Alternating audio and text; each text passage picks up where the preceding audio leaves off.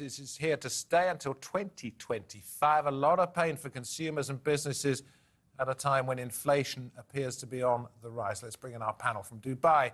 That's in the United Arab Emirates. We have Wael Makram, Senior Market Strategist. From Oxford in the UK, Samuel Romani, Researcher in International Relations at the University of Oxford, and in Berlin, Thomas O'Donnell, Geopolitics Analyst at the Hertie School of Governance. Great to have you on the programme. Wael for the first time. Samuel and Thomas once again. Let me come to you, Thomas, first of all. It's not just Russia being mean, if you like. It's not just Europe's ineptitude in failing to store enough gas. There are other factors at play here, and I'm thinking China. China is at the play, and I should say something that affects all of the countries that you've named is objective factors. Last year, having a very cold winter, low wind, created the objective technical factors. But China has made a decision to change to as much as possible to natural gas from coal, especially because of pollution and the difficulties, the protests this creates in China, the dirty cities. However, it's a tremendous market for gas. They're buying up gas like crazy for the last few years. That's not going to stop.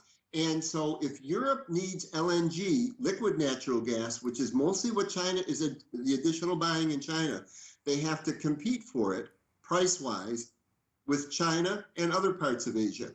And this is the first time in history that the price of LNG in Europe came anywhere near the price of Asia. It's actually higher now. Not just China, but Japan, I read as well, both expanding after the pandemic quicker or more quickly than European countries. Yes. There's also there's also, insofar as there's recovery from COVID, there's tremendous demand, of course. What I'm talking about is over time, you'll see a much higher percentage of natural gas in China as the percentage of coal hopefully goes down, but the percentage of natural gas certainly goes up. That's why Beijing, you can see the blue sky once in a while now. You never could before. They're replacing coal with natural gas. And there's going to be a constant opportunity for Mr. Putin, for example, to sell his gas there in Asia instead of to Europe if he has disagreements with Europe. This is a serious problem from Europe from many sides. Okay, well, we're going to go into the reasons why Russia has an issue with Europe, and Europe has an issue with Russia in just a moment.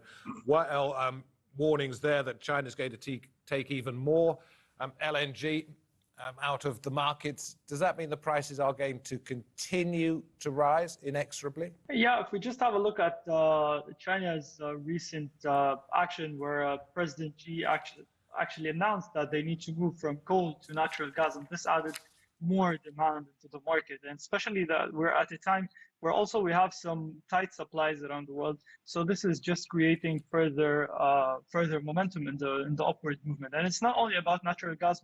We've seen most of the commodities or energy commodities, they were higher last year. If you look just at the NYMEX or Brent, they're close to 90 levels, highest in almost 7 years. So we're talking about the general higher costs for energy commodities, and especially since China led the recovery post-COVID, so it was among the top economies to recover from COVID. We witnessed a high level of manufacturing in the country, and they were exporting heavily towards the world. And this definitely would need more electricity and more energy.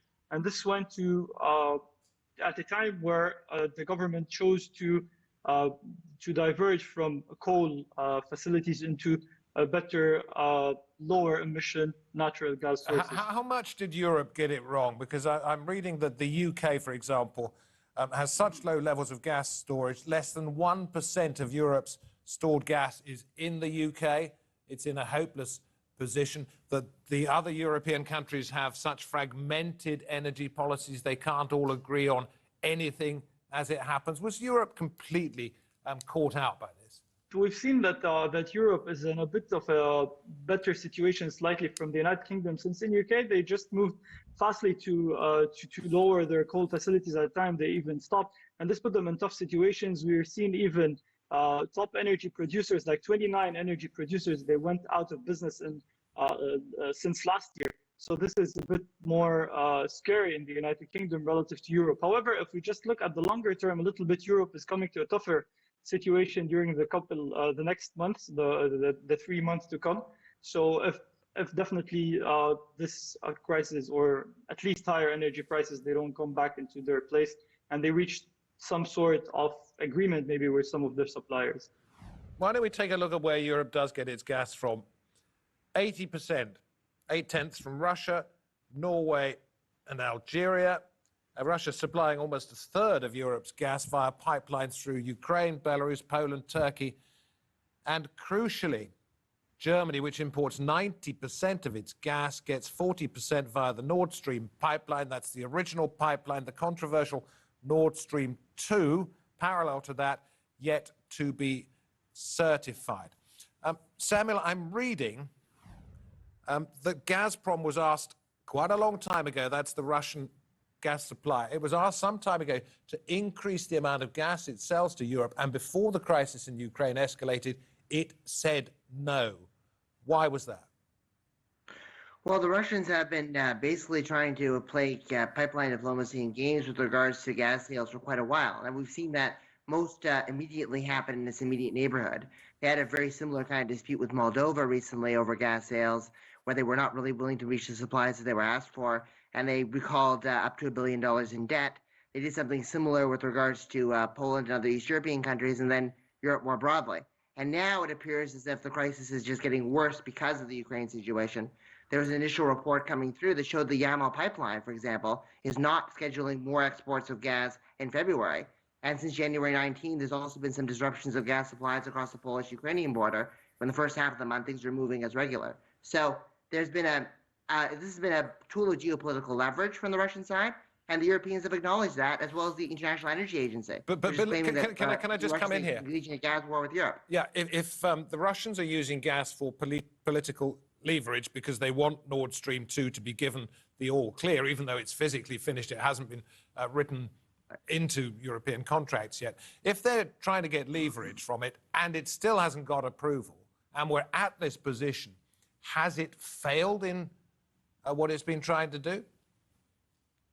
Well, it's succeeded in a narrow sense because it's been able to kind of use this as a tool of leverage inside republics that are very close to its borders. And the Moldovans had to come back, make a deal, but they didn't compromise in Transnistria. So even there, they weren't able to achieve much. On the bigger issue of Nord Stream 2, they've also largely failed because the Germans have not entirely ruled it out in spite of 3 years of U.S. pressure, but they're also not taking steps towards moving it. And even though they're not willing to sell defensive weapons to Ukraine or support aggressive containment against Russia, they are calling for prudent sanctions and they are potentially considering dropping it. So I think in terms of Nord Stream 2 and in terms of the use of energy as a tool of hegemony in their near abroad, the Russians have largely failed. But Thomas, you believe that Putin doesn't really need Nord Stream 2 to do what he wants to do. It's Ukraine he's really after. Yeah, at this point, let me clarify.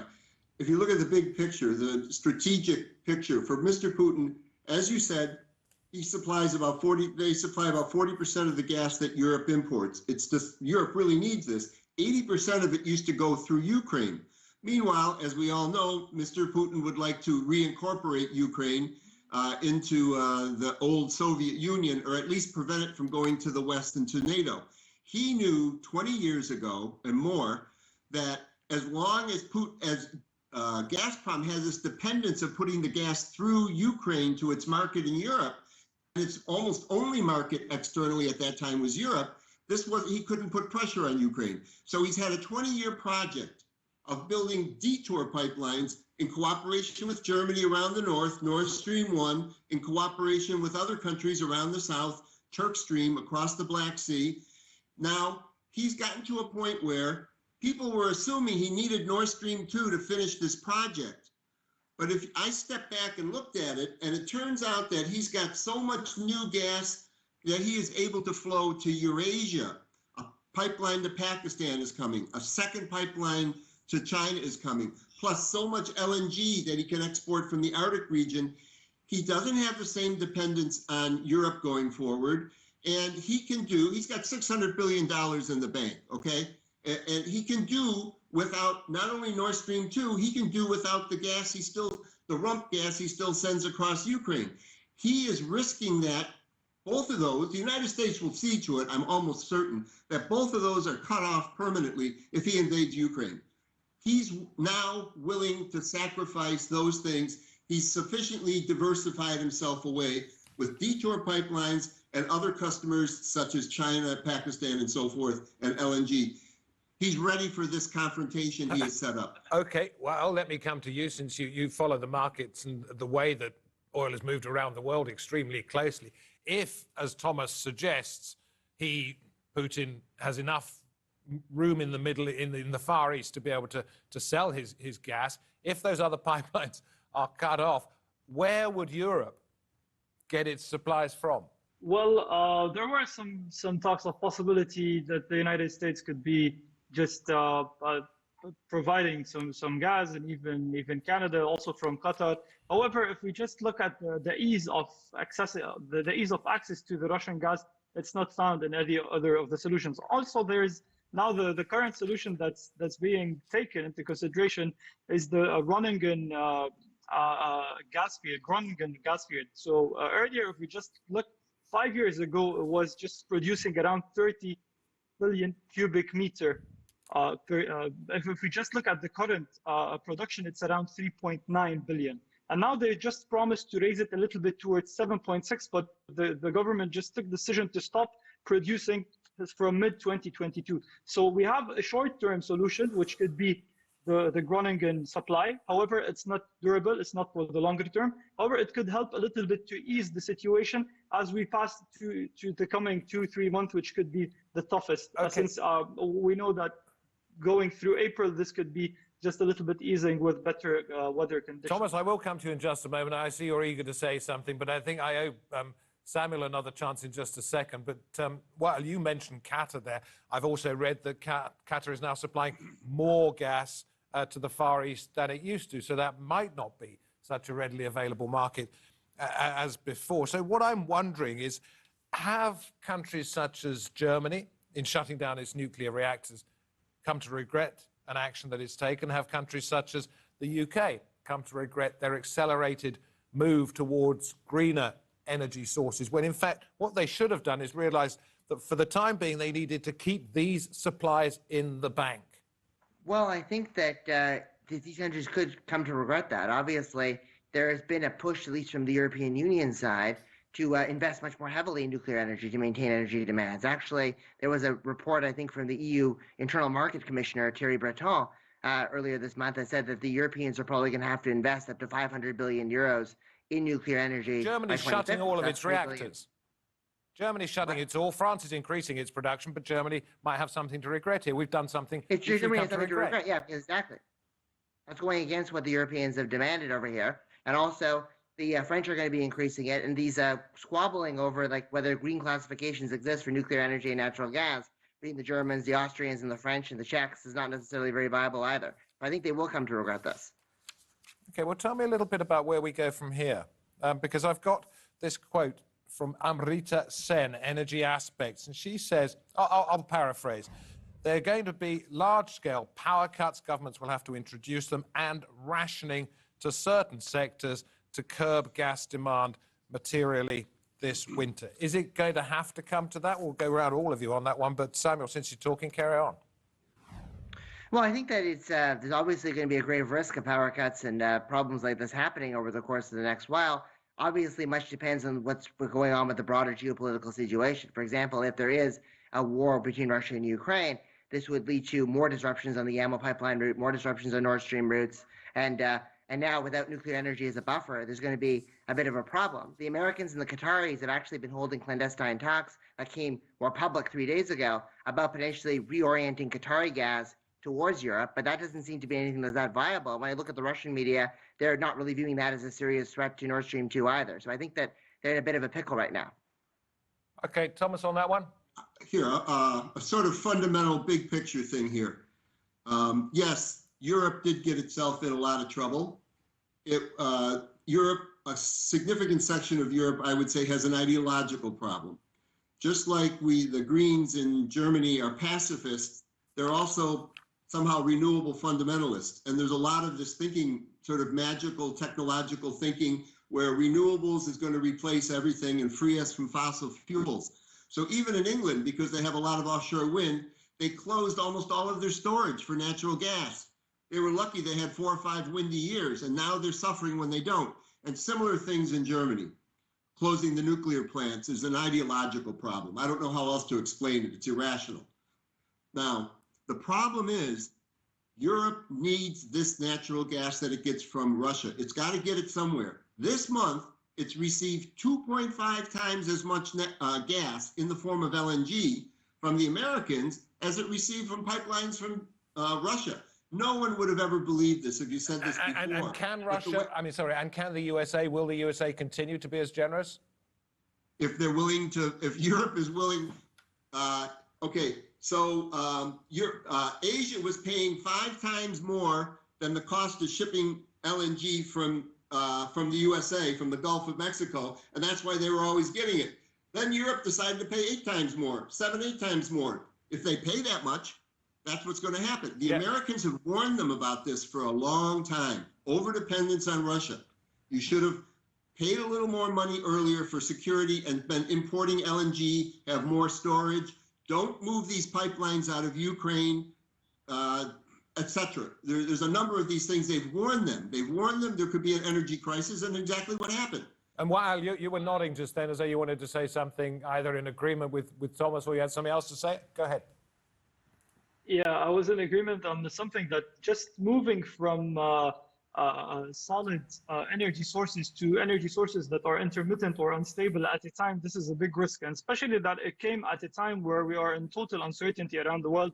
We're coming out of COVID, and apparently the recovery is so strong, and there is huge investments, huge money flow was pumped by central banks, by governments into the markets during the past 2 years. This encouraged more investments.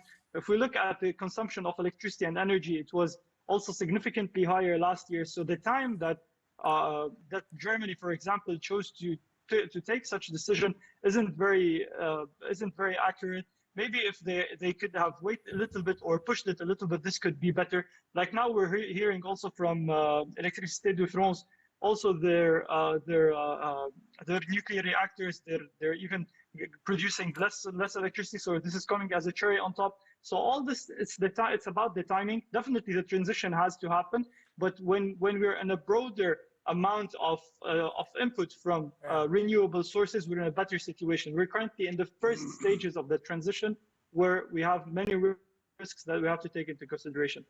Talking about timing, I'm thinking that economies are weak at the moment. Some of them are getting stronger post-pandemic, if you want to say that is where we are now. And I'm thinking that Amrita Sen's warning about power cuts and rationing might not be so blindingly likely if countries were in a stronger position financially, but they're not. Do you think, therefore, that her warning is actually likely to be something that we see, that the lights are going to go out in the streets of Britain, that we're going to be told that we can only open our fridge 4 times a day and take 1 pack of sausages out instead of 20? I mean, I don't know. Unfortunately, this could come maybe, but in a just lesser way than people could just exaggerate a little bit about it. Definitely, like if we notice what happened 2-3 months ago, most of the, like for example in China, they were forcing factories to go off work in order to just try to save some energy. It happened also in Spain. So definitely they have to be more efficient on energy consumption, and this could be a little bit of an exit. However, what could be a little bit stressful for the fiscal year of 2022, if we continue to see higher energy prices, higher natural gas prices going through April towards June, where governments start to build their storages, this could even make it a little bit worse for spending for definitely European governments.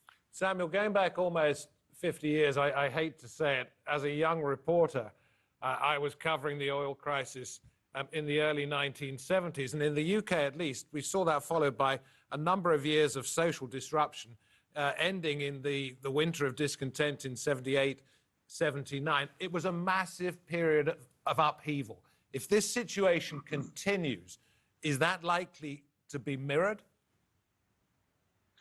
Well, I think that's too early to tell whether that could be mirrored, but certainly there's a lot of panicking and there's a lot of movement inside the UK that's suggesting that there could be some problems. I mean, there's already people turning towards fuel rations. There's reports about increased numbers of people, especially in the lower 1/3 income brackets, turning off their fridges and freezers during this period, and the costs of energy are spiraling. So there's a lot of immediate problems, but it's too early to tell whether it will get that serious. But in terms of the cycles of history, I don't know whether you want to say that these things do follow a particular pattern, or, as you say already, it's too soon to tell. What are your fears? So obviously, I think if there is a continued disruption between Russia and Ukraine, that the movement of gas doesn't go through and storage remains low, and there isn't compensation from the Qataris or the Americans or others on this energy shortage, combined with the fact that there are other issues like dealing with truckers and transport and infrastructure and other problems in the United Kingdom, I think that the risk of a crisis remains high, but it's still too early to go back so far to say it's a complete recycle of history. Okay, Thomas. Mr. Putin said, after they decided finally to build Nord Stream 2, I can divide Europe on energy. Watch me. It was a quote. The Europeans should have learned, in my opinion, and the Americans, I have to say, Democrats, Republicans warned them. 2006, he cut off the gas through Ukraine. 2009, he cut off the gas through Ukraine. He invaded the country, and 2014-15, he cut off the gas again. Obama insisted that the G7 have the G7 insisted that Europe have a stress test for gas. What would you do if there is a 3-month and a 6-month cutoff by Russia? What would you do? And they made a stress test, and they said solidarity was the answer. The reality is they should have been building storage. Okay, but what about the consequences of that making Ukraine at this particular moment the central banker for gas? Russia invades Ukraine. All the gas supplies have gone. Yes. Of course, this would be good for the Ukrainians. They have the storage, and then they would be important to countries like Germany, who maybe would be willing to defend them instead of now defending Nord Stream 2. I mean, you can see where this is going, right? But the point is, Germany has made these decisions. The real problem now is this asymmetry I was talking about. Putin has other outlets for his gas. He has a lot of money in the bank. The European market is less important to him for natural gas, okay? That gas is more important to Europe than it was before because of the renewables that are unreliable, because they're closing nuclear plants, because they're closing coal plants without storage. He's in the catbird seat, as we say in the United States. Okay, they've allowed him to weaponize, they've offered him the ability to weaponize gas, and you see him doing it right now. You guys make me go cold, not from a heating point of view, but simply because I'm rather worried about what I'm hearing. Well, final word to you, because we're running out of time. Keep it short if you don't mind. When's this going to end? How's it going to end? Apparently, there's a bit more uncertainty because all this crisis around prices and inflation is just related to COVID. And unfortunately, no one was able to at least just decide when COVID is going to go away. And we're just learning how to deal with it. And as long as we're trying to get more with the habits of living COVID, I believe in the coming second half of 2022, this could ease a little bit when we have lesser impact on supply chains, when life is getting back a little bit to more of a normality. This could be a little bit of less pressure. Okay. However, let us hope. Keep your howevers. You were cheering me up a little bit. Thank you very much indeed. Great to have you all on the program. Well, nice to meet you for the first time. Samuel, Thomas, great to have you back on Roundtable. From me, David Foster, thank you for watching this edition of our program. I hope to have your company next time. Until then, goodbye.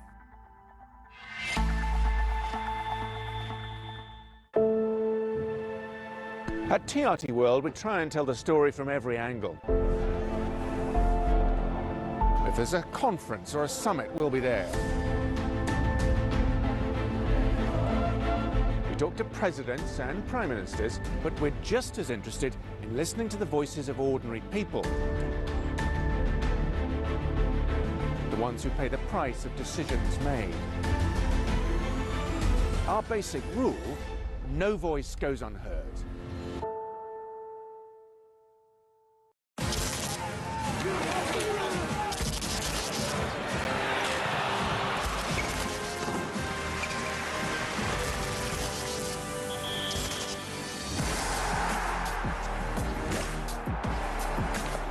No, it's much more important. Beyond the game. On TRT World.